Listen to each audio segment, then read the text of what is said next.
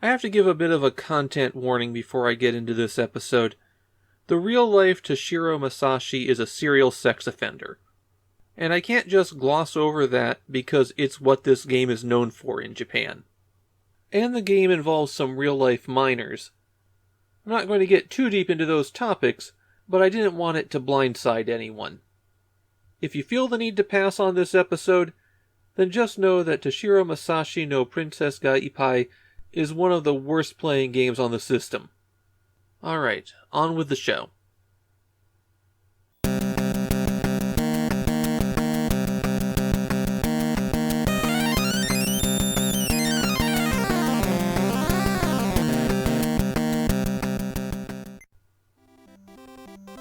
In the past, when I've been asked what the worst Famicom game is, I've pointed to Tashiro Masashi no Princess ga Ippai. I'm not 100% sure I'd continue to do that. I've played some real stinkers that weren't even on my radar before.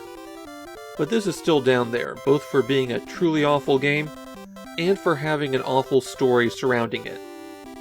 Tashiro Masashi was an entertainer similar to Takashi Kitano in that he wore a lot of different hats. Tashiro Masashi's downfall began when he was caught taking upskirt shots on the Tokyo subway. The police attempted to cover it up, but journalists got wind of it. And he spent the 20 years since then in and out of prison. Mainly due to drugs, but he also did things like plant cameras in women's dressing rooms, and peep on his bathing neighbors. At the time of this recording, he is still in prison on his previous drug charge. Tashiro's notoriety has made this game a bit of a collector's item. Though in this case that means it's taken it from something they couldn't give away to something that costs about 2,000 yen. There's another aspect to this, though, that makes tongues go a-wagging. And that's how the 4 princesses of the title were all real elementary school girls. A modeling competition was held to find the 4 girls. And yes, Tashiro was one of the judges. They were used extensively in the advertising and were featured in the manual.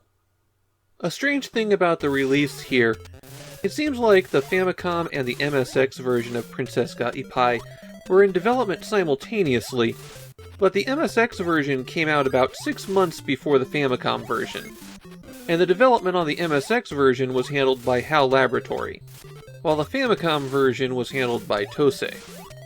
Now you might think that would result in one version being good and the other version being bad, but both versions are very bad. It's just one is marginally more playable than the other.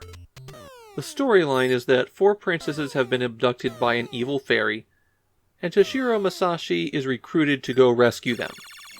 You can choose to do the 4 princesses in any order, and rescuing them involves going through a side-scrolling stage, then fighting your way through a castle, defeating a boss, and then escaping the castle before it's destroyed. Rescue all 4 princesses, and then you go to a final showdown with the fairy in an overhead Zelda-like maze. I didn't get that far for reasons that will quickly become obvious. The game is supposed to be platforming action, but the platforming is unplayable. You have a lot of momentum as you move around, so it takes a very long time to get up to speed and a very long time to stop. And the difference between jumping at full speed and the difference between jumping when you're not at full speed is enormous. Many of the jumps will require that you be moving at full speed, but you lose your speed when you jump, and you often don't have a lot of room to build up your speed. On top of that, hitting your head when you jump makes you lose almost all of your forward momentum. You keep just enough to fall off of whatever you were jumping from. So what all of that means is that Princess ga Ippai requires pixel-perfect platforming, and you have to do it with a terrible control scheme. At least on the mermaid stage you can swim until you reach the castle, though the holes suck you down faster than you can swim, so it can be really hard to get into this narrow gap. To attack enemies you have a yo-yo, and you could fire it straight ahead or upward. When you're hit by an enemy, you're stunned for several seconds. It takes a long time before you're allowed to move again. But an enemy typically only does about 10 points of damage. You start out with 500 hit points, and it's very easy to get more health by defeating enemies. You're pretty much guaranteed to gain more health than you lose. which makes the only real threat missing a jump, which is something that happens a lot. When you die, you go back to the start of either the level or the castle. And these levels can be pretty long. Something to keep an eye out for while you're making your way to the castle are hidden power-ups. If you shoot the correct spot, they'll just drop down. The hearts and portraits just recover some health, while other icons expand how your yo-yo works.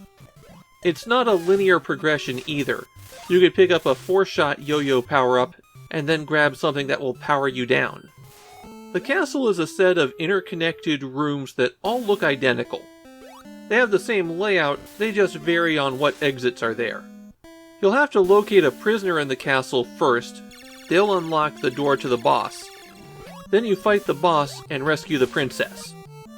Once the princess is free, a countdown begins, and you have to run the whole way back out of the castle.